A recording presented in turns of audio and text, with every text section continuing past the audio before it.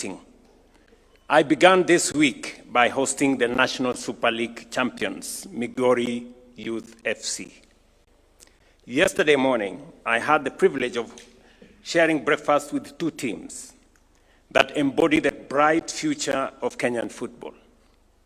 The Harambee Starlets, who are preparing to represent us at the Women's Africa Club of Nations in Morocco, and the Junior Starlets, we have chosen the deliberate path that sports is going to be serious business. And that is how we are going to create opportunities for employment for our young people, create wealth, and also wield influence as a nation. It is the reason why we are hosting AFCON, and it's the reason why we are looking into a future where Kenya can be the place where global sports can be hosted. We no longer see sports merely as recreation. We see it as an employer, as enterprise, a platform for youth empowerment, a driver of national unity, and a serious pillar of the economic transformation agenda. It is therefore fitting that today we celebrate one of the institutions that has helped shape Kenyan football for more than 6 decades. Few clubs seriously embody the history, spirit, and resilience of Kenyan football like AFC Leopards. Founded in 1964 through the coming together of several community clubs, Ingwe was built on a simple but enduring belief that unity creates strength. More than 6 decades later, that belief still inspires millions of supporters across Kenya. 12 league champions, 10 domestic cup titles, and 5 Sekava crowns have earned AFC Leopards its place among Africa's greatest football institutions. Those achievements were made possible by generations of remarkable footballers, of course, like Joe Kadenge, Wilberforce Mulam, Mohamed Abbas, Joe Masiga, and many others, whose brilliance inspired countless young Kenyans to believe that talent, discipline, and teamwork could transform lives. Yet your story, like that of every great institution, has not been a straight line. There were years of financial strain, administrative setbacks, coups, as has been said, and seasons when success seemed very distant. I remember on one occasion, I was invited to Crown Hotel to raise funds for this great institution. And it wasn't very well organized, and therefore we didn't succeed. So I understand that there's been up and downs, but I am very happy that you are a very resilient club. Because institutions are not defined solely by absence of adversity. They are defined by their ability to recover. This season, by finishing runner-up in the FKF Premier League, you proved that recovery is exactly what is underway for this great football club. Vile SG amesema, vile captain amesema, kwamba mlikuwa pale namba 8-9 hapo nyuma, mumeipandisha na mumesema kikombe mtakuwa nayo next year. Ama this season. Hii season inaanza. Very good. I congratulate your players, your technical bench, your management, and your local supporters for restoring Ingwe to its rightful place among Kenya's football elite. That is where you belong. But do not stop there. I challenge you to aim even higher, not merely to reclaim the FKF Premier League title, but to become a force once again on the African continent. Because every Kenyan club that succeeds internationally inspires our young people, strengthens our national brand, and grows our sports economy. Our challenge to AFC Leopards is matched by a responsibility we have placed upon ourselves as government. We are determined to create an environment in which Kenyan sport can realize its full economic potential. That is why we are investing simultaneously in infrastructure and in talent. The Raila Odinga Talanta Stadium is nearing completion, while modern stadia are rising across Kenya, not only as venues for competition, but also as centers of enterprise, innovation, and community development. At the same time, we are strengthening the talent pipeline. And before I go there, we will not only have a pitch, and Minister Mvurya has said, Talanta Raila Odinga Stadium is a football-only stadium. The first football-only stadium. There is no running track there. But then behind it, we're going to have many other facilities. We're going to have a gym. We're going to have many other commercial spaces that is going to support the sports economy. And we are not only doing that in the stadium at Raila Odinga Talanta Stadium. We are going to be doing it in every stadium around Kenya. It is not going to be just a place for competition. There will be built into the stadium meeting rooms, commercial spaces, restaurants, ICT hubs, and many other creative economy spaces, studios for young people around the stadium, so that the stadium is not just a place for competition, it is going to be a place for youth empowerment, for the creative economy, for commercial activity, and to promote enterprise. I was in Azerbaijan about 2 months ago, and I met the president of Azerbaijan in a meeting room at the stadium in Azerbaijan. So the stadium is not just a place to play football. It is also a place where you can do many other things. And that is what we are going to do with the stadia that we are building around Kenya. They are not only, because I hear many people ask me, what are you going to do with 32 stadia around Kenya? First, my answer is, we have millions of young people around Kenya who have use for the stadia. We have great talent that is currently untapped around Kenya because there are no spaces for young people for them to develop their talent. Those are the spaces we are providing for them. And they are not restricted to any part of Kenya. It mustn't be in the big cities alone. That is why we have stadia in Mandera. We're going to have stadia in Wajir. We're going to have stadia in Kwale. We have stadia in Busia. We will have stadia in every part of Kenya to the extent that we can develop. But additionally to that, these stadia will be commercial spaces. We will have meeting rooms.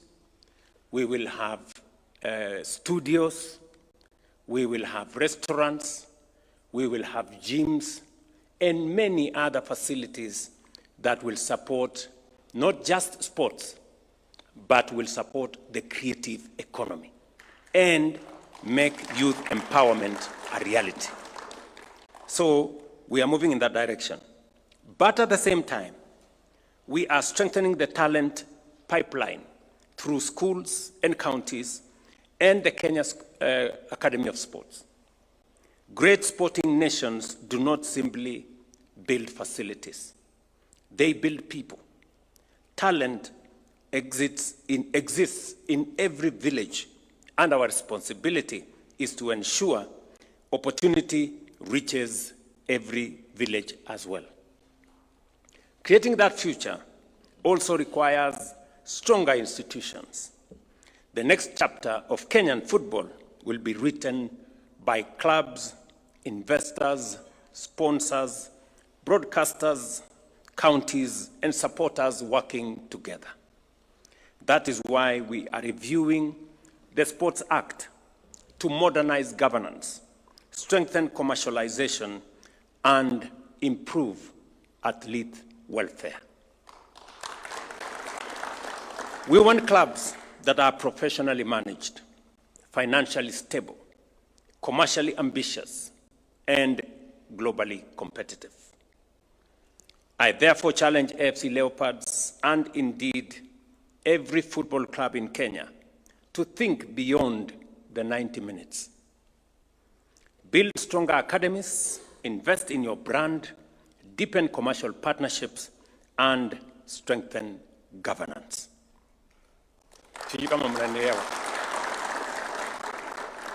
Because people and sponsors and supporters will appreciate if the club is run well and professionally. Right? You will get more support. Sponsors will step forward. You will build a bigger fan base if your club is run well, apart from you succeeding as a club. So I want to encourage you and to thank the leaders who are here, my good friend Wycliffe Oparanya, for stepping forward to help, you know, and all the other people who have not just observed AFC as a place to go and play politics. You know, I know many people want association because of politics. I am not in that category. This is about what a nation can do for its young people. We have a huge youth population in our country. It is up to us to determine whether this huge youth population becomes an asset or a liability. It is us to decide. And it is what we do with the young people of our nation that will decide whether they become part of the solution or part of the problem. And that is the reason why spending time on this space around how to create opportunities for young people is part and parcel of my administration. Sports is a key pillar of engagement with young people, finding opportunities for young people, creating space for them to develop their talent, for them to earn opportunities or to enjoy opportunities in that space.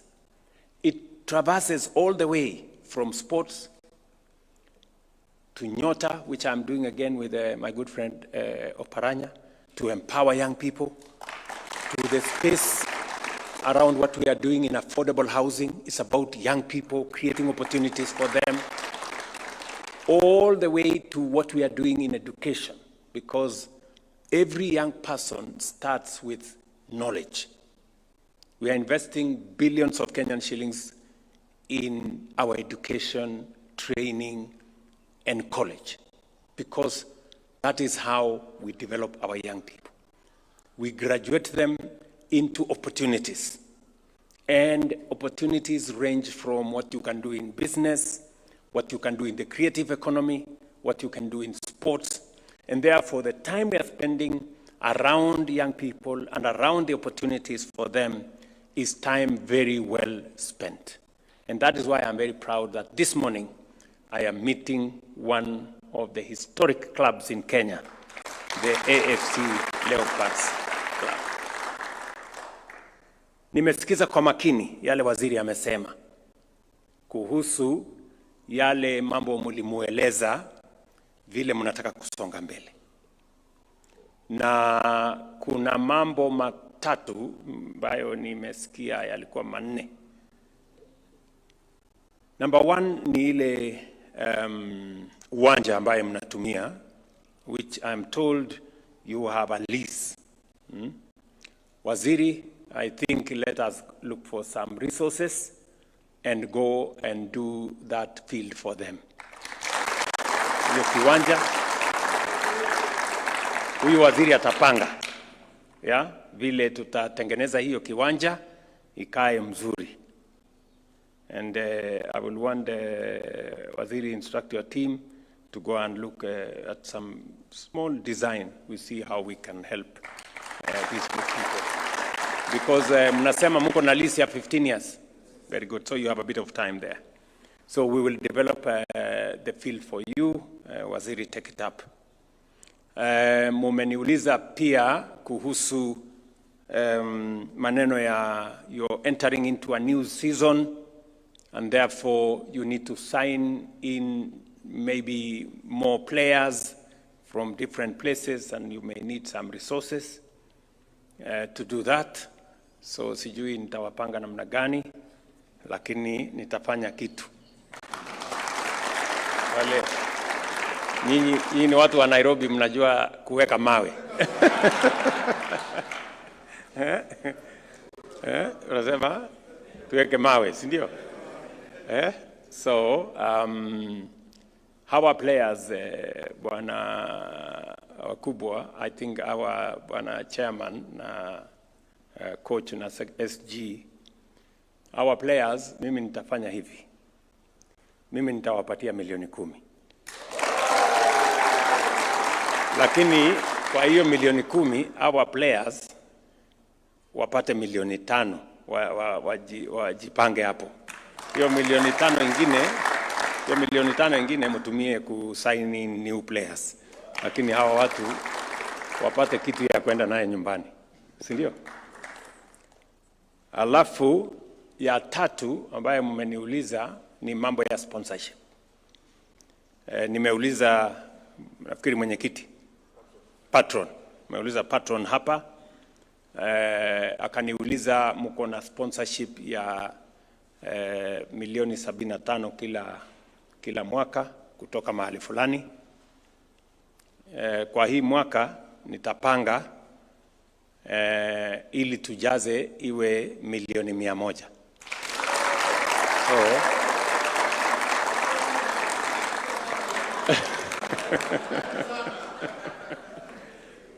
So nitatafuta vile hiyo milioni 25 itaongezwa ndio ijae 100 million kusaidia team.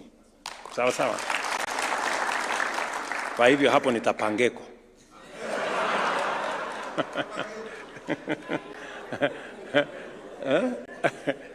Hapo nitapangeko, si ndio?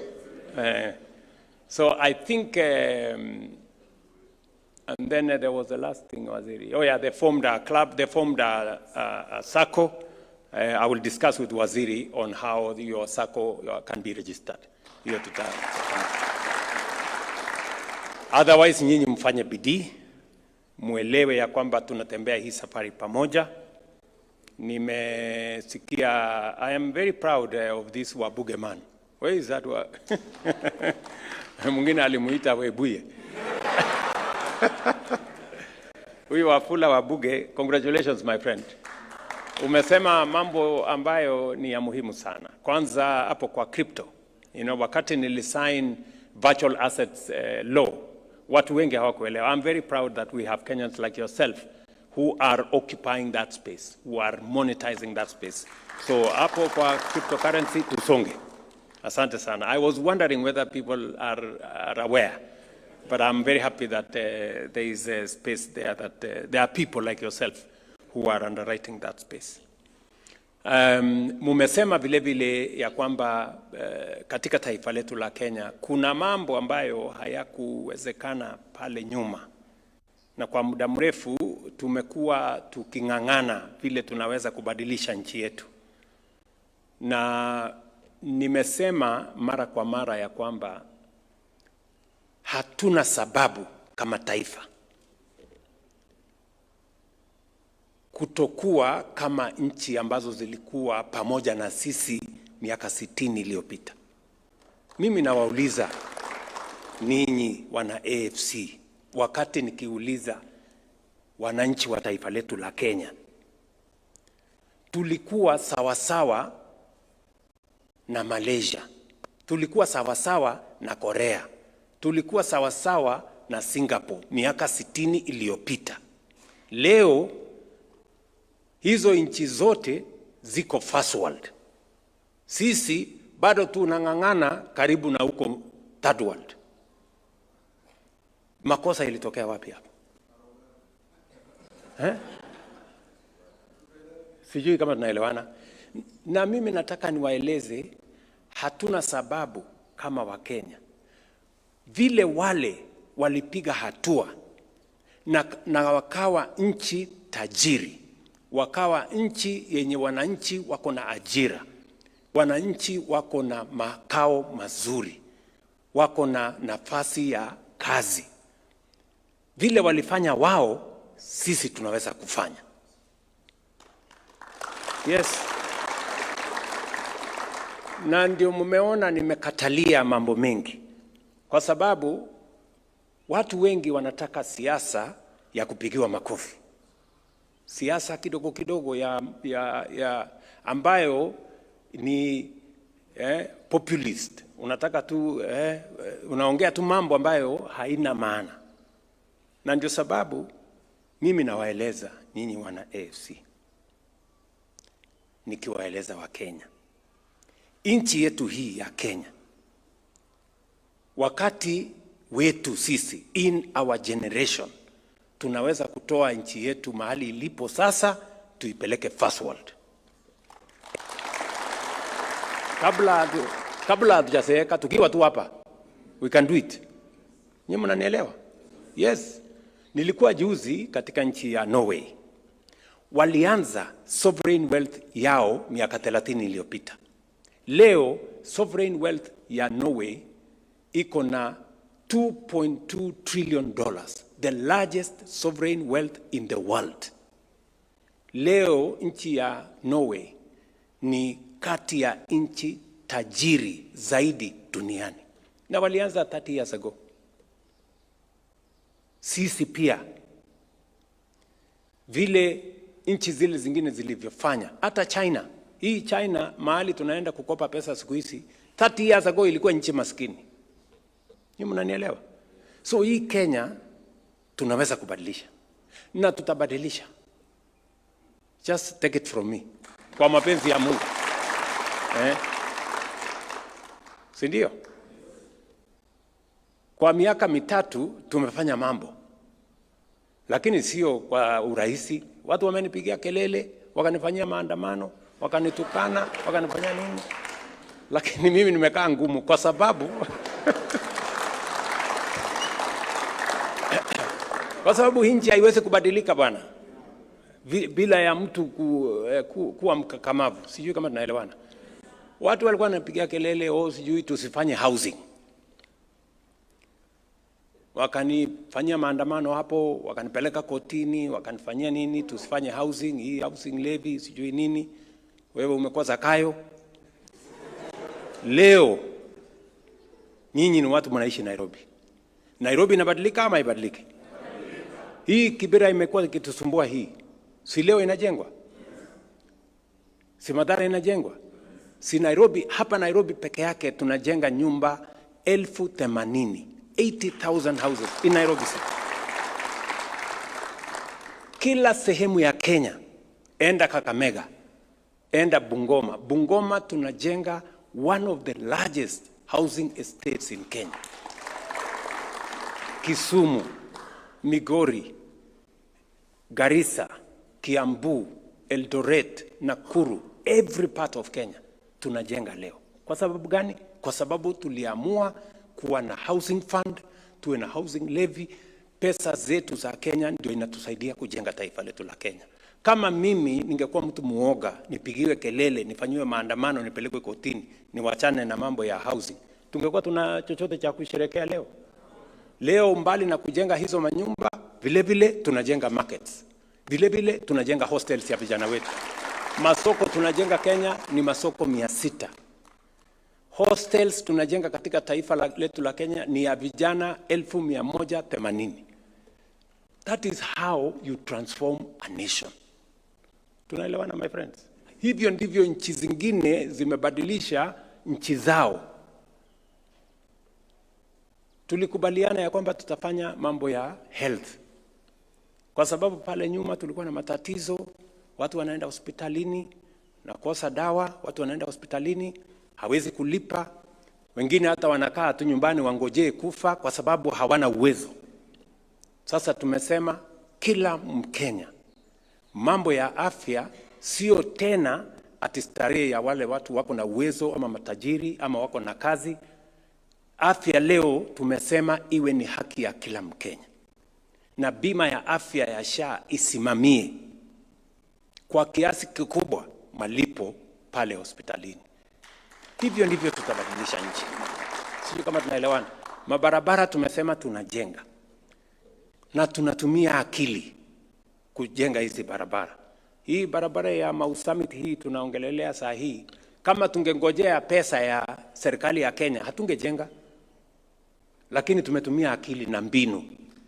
Leo tunajenga na pesa yetu na pesa ya waegezaji. Hivyo ndivyo tunabadilisha taifa letu la Kenya. Sikizeni bana. Juzi nimesign hapa bill mwaka huu 2. Sasa ni sheria. National Infrastructure Fund na Sovereign Wealth Fund. Kwa sababu nchi zingine zimefanya hivyo ndio wakapiga hatua ya kwenda mbele. Leo kwa National Infrastructure Fund tuko na pesa ambayo itatusaidia kujenga barabara, kujenga airport, kujenga seaport, kuweka logistics, kuongeza stima na kuongeza mambo ya irrigation. Tumesema hiyo ndio safari tunatembea. Hivi karibuni tunataka reforms ya education inasonga mbele. So nawauliza nyinyi wana AFC. Huyu captain amesema tukutane hapa next year. Si ndio? Si captain amesema? Nyinyi mlete kikombe ya league, mimi nilete ile kikombe ingine.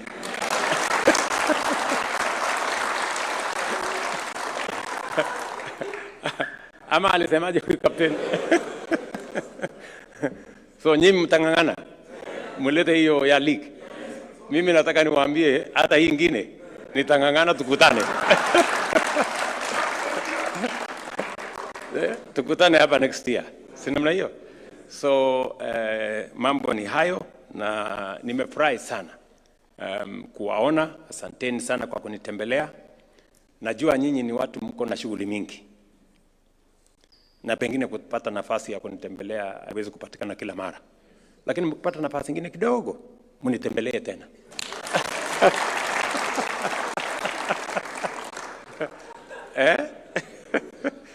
Si ndio? Mtajaribu. Mkipata toka nafasi kidogo. Najua mko busy lakini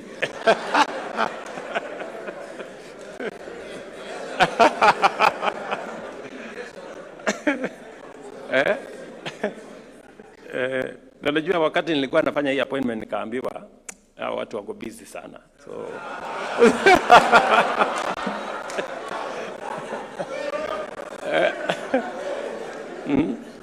mashughuli ni mingi. So otherwise mimi nimefurahi sana kuwaona. Vile mmesema tushirikiane na tufanye kazi kwa pamoja. Maneno ya kupanga huko mbele tutapangana. Sisi ndio mafundi ya hiyo maneno. Tutapangana hapa mbele. Si ndio? Tutapangana hapa mbele, msikuwe na wasiwasi. Lakini unajua sasa kitu ya kwanza lazima mfanye ni ili kupangana hapa mbele inahitaji kura. Lazima kila mtu ajiandikishe kwa kura. Mwambie watu wetu, no, msiseme hivyo. Kuna watu Western Kenya, watu 1.5 wako na ID, hawana voters card.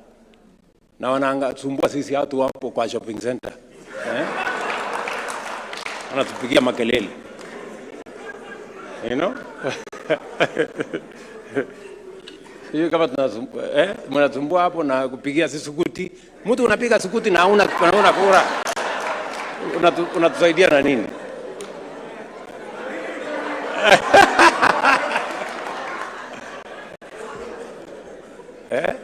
Sijui kama tunaelewana.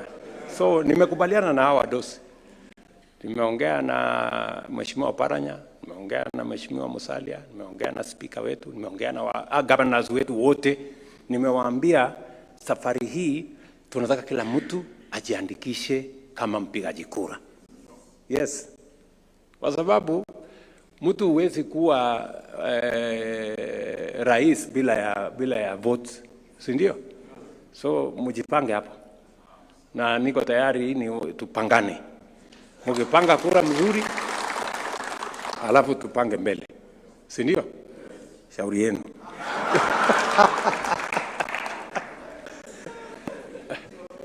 Tumeelewana? So otherwise nimefurahi sana kuwaona. Mlipata kwa chai?